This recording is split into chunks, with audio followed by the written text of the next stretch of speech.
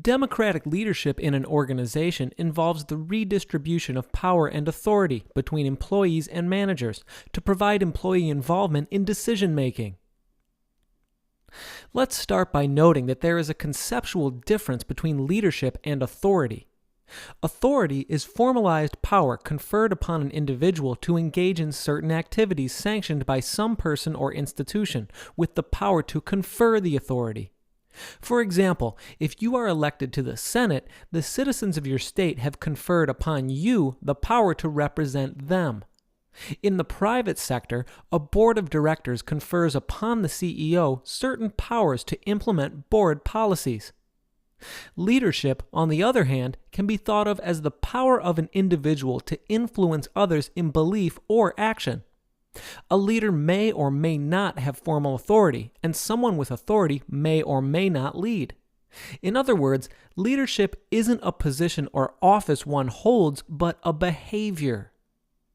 Democratic leadership attempts to manage with democratic principles, such as self-determination, inclusiveness, equal participation, and deliberation. The following three features characterize democratic leadership. Distribution of responsibility. A manager that leads democratically will distribute responsibility among his group to facilitate participation in decision-making. Empowering group members.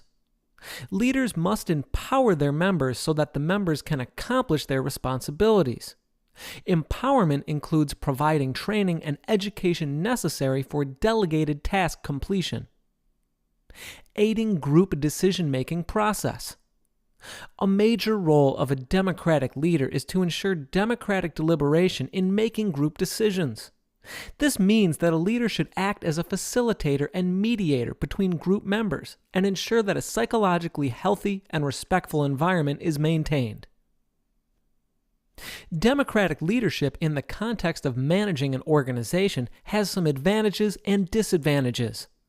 Let's talk about some of the advantages. Democratic leadership techniques generally will do a better job creating job satisfaction because it fosters a sense of participation, control, and autonomy. Greater employee participation in decision-making may also lead to greater innovation and creative solutions to problems that will better serve an organization. Democratic leadership does present some disadvantages. A democratic approach to management may not be as efficient as a more traditional centralized and authoritarian form of direction.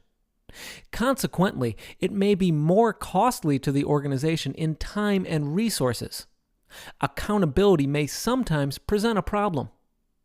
When responsibility is diffused among several different individuals or groups, accountability for mistakes or failures may be harder to determine, and some organizations or tasks may simply not be compatible with the type of employee participation required for democratic leadership. For example, consider the effects of democratic leadership in a military unit during combat. Democratic leadership is an approach to management in which certain democratic principles are encouraged, such as self-determination, inclusiveness, equal participation, and deliberation.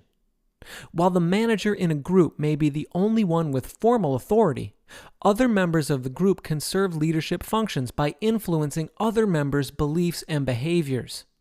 Characteristics of democratic leadership include distribution of responsibility, empowering group members, and aiding group decision-making.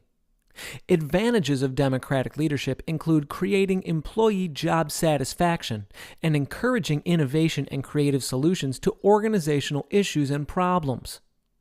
Disadvantages can include reduction of efficiency and problems with accountability.